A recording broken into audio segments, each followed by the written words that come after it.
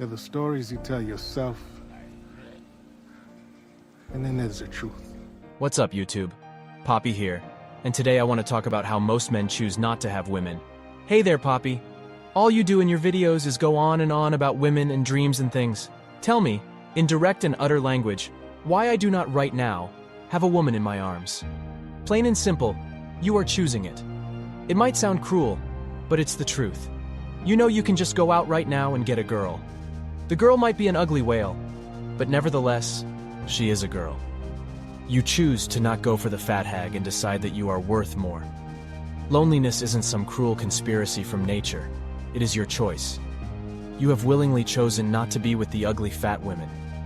Now that you have acknowledged that you choose the beautiful women, it means you think they are right for you. Even though you might be a skinny, socially insecure dork, you believe you have inside you what it takes to get the beautiful woman. So what do you have to do now? Why, you must go out and show it to reality.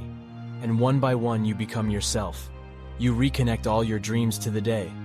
You don't bulk up because women like big guys. You do it because that is how you see yourself. You don't become the life of the party because women like those guys. You do it because that is who you are.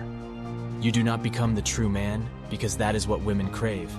You do it because it is who you are. You must figure out what life is to you. It is because of the pattern of our age that value is placed on living a long life. Because of this pattern, it is easy to lose sight of the reason we hope to live long. It's so we have more time to live worthily. What does it mean to live worthily? This is something that only you can define. People have lots of opinions on what you should do with your life. But when the day comes that you are on your deathbed, knowing the imminent is possible, you're the one that has to reflect upon the choices you made. So, what is life to you? I am not asking you to do this or that with your life, but I am only asking you to pause for a moment and think. Many people do not stop to consider. They relive their parents' life, only to produce children who will live like them. They want money, so they spend their time to get it, only to use that money to buy back the lost time. They always place their minds in the future and never in the present. Thus, they don't live in the present or in the future. They lose the moments. And in the end, when you really think about it, that is all we have. This trading of time for money, or money for time, or present for future, or future for present, is not a pure exchange. It is life that gets destroyed in the transaction. Change is hard.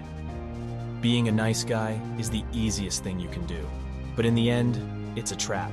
It's a trap! The trap being the womb of security the nice guy keeps running into. Routine is easy. Change or anything new is the hard part. To take your lifelong habits and alter them, this takes some pain. It will be the pain of shrugging off the old life, the life your parents gave you, the life your school gave you, the life your friends shared with you, the life that everyone expects you to live, except yourself. Many gurus and religions tell you about reincarnation and such, but can you really be 100% sure about that? You only have a certain amount of time. You may have been raised to believe that life is not meant to be enjoyed, but something to bear, to be painfully suffered through. It is the belief that if you're having too much fun, then you're not doing enough stuff. Who says life is not meant to be enjoyed? And who is meant to define that but you? Those who have this way of thought will think, approaching women? Oh no, too painful. Having a girlfriend is like having another job. Women just require too much work to be enjoyed. I say, life is whatever happens. Who says you have to suffer? With all that is out there to achieve and enjoy, to discover and see, who is to say that it is not yours? Who is to say that you don't deserve joy in your life? Who is to say you don't deserve the hot babes? And why do you sit on the sidelines and surrender it to others? Who's to say all these things are not yours? You are the one who defines your life, not your grandparents, church, or friends. When you give up those rules to someone else, you are the sole person to blame if you don't like where you are at. We are taught when we are young that it is noble to suffer.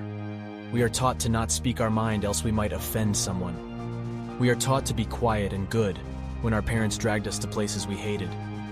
We are taught to sit through the monstrosity humans call education, making us confused that education comes only with pain. Thus, we naturally avoid pleasurable education the rest of our life. We are taught to always avoid risks when possible and embrace a nice, secure life. We are taught nothing that makes us truly alive. Some people think that we are meant to suffer each day, to gruel through the time and bear the scourge of daily agonies.